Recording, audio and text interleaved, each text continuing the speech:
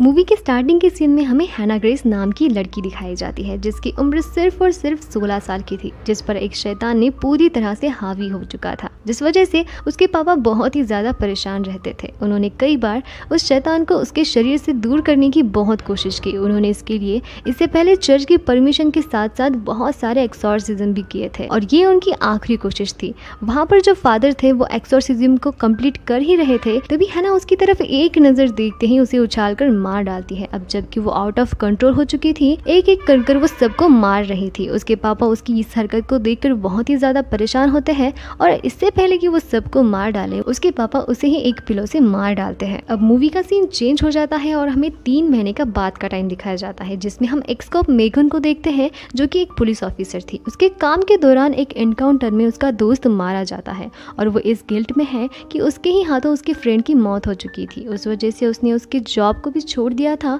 और वो हाल ही में इतनी ज्यादा परेशान रहती थी कि उसने शराब और गोलियां लेना भी शुरू कर दिया था। मगर मेगन अब अपनी लाइफ को अच्छी तरह से बिल्डअप करना चाहती थी और उसके लिए उसने शराब और गोलियां लेना भी बंद किया था। वो अपनी लाइफ की एक अच्छी शुरुआत करने की कोशिश में थी। थोड़ी देर बाद में हमें मेगन बोस्टन मेट्रो हॉस्पिटल में दिखाई जाती है, जो कि अपनी ही लीजा नाम की फ्रेंड के साथ बातें करती हुई नजर आती है, जो कि उस हॉस्पिटल में एक नर्स थी। अब जबकि मेगन अकेली परेशान थी तो लीजा उसे डॉक्टर लुइस के बारे में बताती है कि मेगन वहाँ पर जाकर एक जॉब करे, जिसकी वजह से उसकी लाइफ ठीक ठाक हो सकेगी। वहाँ पर मेगन को मॉर्ग में नाइट शिफ्ट की जॉब मिलती है। रात के 11 बजे से सुबह 7 बजे तक उसकी ड्यूटी का टाइम था। वो एक मुर्दा घर था। उसका काम ये था कि वहाँ पर आई हर एक लाश की फिंगरप्रिंट्स की तस्वीरें लेना और उसकी फिंगरप्रिंट्स को स्कैन करना। मेगन का पहला दिन था, वो पहला दिन उसका ठीक तरह से पूरा हो जाता है। दूसरे दिन हमें मेगन के घर पर उसका पुलिस डिपार्टमेंट का एक दोस्त नजर आता है जिसका नाम है एंड्रयू।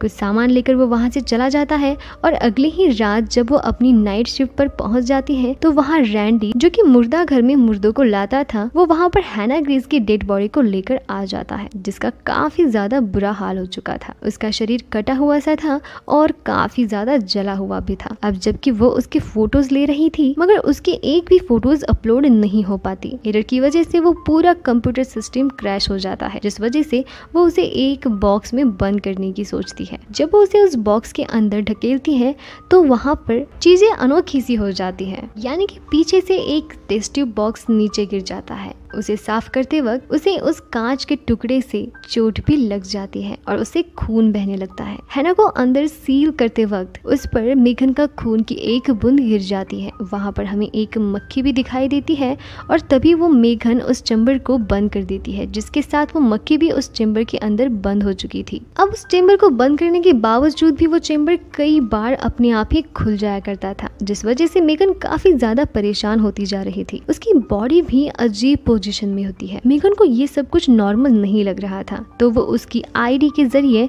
उसकी इंफॉर्मेशन सर्च करने लगती है। जब वो उसकी फोटोज देखती है तो उसे उसकी बॉडी में एक फर्क नजर आता है। उसकी दोनों भी आंखें ब्राउन थी जबकि वो मर चुकी है, तो उसकी एक आंख ब्लू कैसे थी। वो उसे गौर से देखने के लिए उसके पास जाती है तो हमें वो उसका चेहरा पलटते हुए नजर आती है। वो उसके जब पास जाती है तो हैना थोड़ी सी हिल जाती है, मानो उस बॉडी ने सांस ली हो। मेगन परेशान हो जाती है, सारी बातें लीजा को जाकर बताती है, मगर वो उस पर बिल्कुल भी यकीन नहीं करती। वो उसे उसका रीजन ये बताती है कि फेफड़ों में हवा भरने की वजह से अक्सर ही ऐसी आवाजें आती है, तो इसका मतलब ये तो नहीं है कि हैना जिंदा ही हो। एक तरफ हम एक सीन देखते हैं कि जब हैना की बॉडी लाई गई थी तो उसके पीछे से एक आदमी आया था जो उसे जलाना चाहता था। वो मेगन पर भी अटैक कर देता है और वो हैना की बॉडी को ले जाता है, लेकिन मेगन सिक्योरिटी को बुलाकर उसे वहाँ से भगा देती है। वो बूढ़ा आदमी बताता है कि वो अभी जिंदा है, उसे जलाना होगा। बाद में हमें वो उसी बात को एंड्रयू को बताती हुई नजर आती है। वो उसे हैना की फिंगरप्रिंट देखकर उसे पूछती है। तभी वहाँ पर हमें डेव नजर आता है जो कि सिक्योरिटी गार्ड था, जिसे हैना ग्रेस की तरफ से आवाजें सुनाई देती है। वो उस बॉक्स की तरफ जाता है और वो उसे ओपन कर देता है और हैना उसे अंदर खींचकर उसे मार देती है। दूसरी तरफ हम मेगन को देखते हैं जो कुछ शैतानी चीजों को महसूस कर रही थी, लेकिन उसे लगता है कि ये सब उसका डिप्रेशन ही है और वो उन चीजों को इग्नोर कर देती है। तभी उसे एंड्रयू की कॉल आती है जिसे उसने हैना के फिंगरप्रिंट्स दिए थे। वो बताती है कि वो लड़की 3 महीने पहले ही मर चुकी है। अब उसे इस पर पूरा डाउट आ जाता है। वो उसे नेट पर भी सर्च करती है तो वहाँ पर उसे पता चलता है कि उस पर बहुत सारे एक्सॉर्सिज्म चल रहे थे, जिसके दौरान उसकी दर्दनाक नाहक मौत हो चुकी थी। उसके बाद वो हैना की डेड बॉडी के पास आती है तो इस बार उसे दिखाई देता है कि उसके जख्म पहले से भर चुके हैं। उस वजह से अब उस पर यकीन हो जाता है कि हैना कोई नॉर्मल डेड बॉडी नहीं है।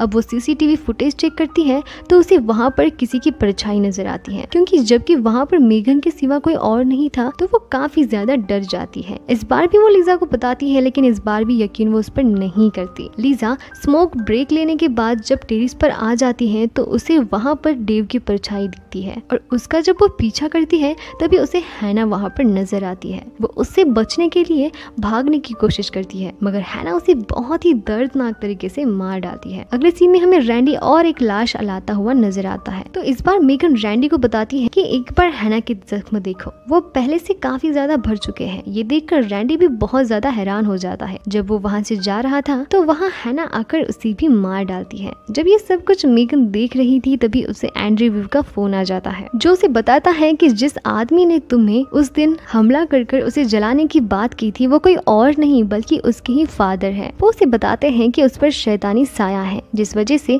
उसकी तबीयत ज्यादा खराब रहती थी। धीरे धीरे वो डिप्रेशन में जाती थी और उस शैतान ने उसे बाद में पूरी तरह से काबू में कर लिया था। उसमें वो पूरी तरह से समा गया था और हम कुछ भी ना कर सके। हमने इसीलिए काफी सारे एग्जॉर्सिज्म करने की कोशिश की ताकि वो ठीक हो सके, क्योंकि ऐसे चलता रहा तो उसने काफी ज्यादा लोगों को मार देना था। आखिरी बार उसने मुझे पापा कहकर जब बुलाया लेकिन तुरंत ही वो शैतान में बदल गई और वो मुझे भी मार देती। इसके पहले मैंने ही उसे खुद से मार दिया, लेकिन मरने के बाद भी वो जिंदा हो गई है। 4 लोगों को उसने मार दिया और अब इसे खत्म करने के लिए इसके शरीर को ही हमें खत्म करना होगा, जलाना होगा, ताकि शैतान भी उसके साथ खाक हो जाए। इस बार मेगन मान जाती है तो वो उसे जलाने के लिए इंसिनरेटर की रूम में ले जाती है। वहाँ पर हैना उठकर उसके पापा को ही जलाने की कोशिश करती है, मगर मेगन वहाँ पर अपनी जान बचाकर भाग जाती है। एक तरफ हम ये देखते हैं कि डिप्रेशन की वजह से मेगन बेहोश हो जाती है। हैना उसे मारने ही वाली होती है कि तभी वहाँ पर एंड्रयू पहुंच जाता है। वो उसे हवा में उछालकर फेंक देती है, लेकिन तभी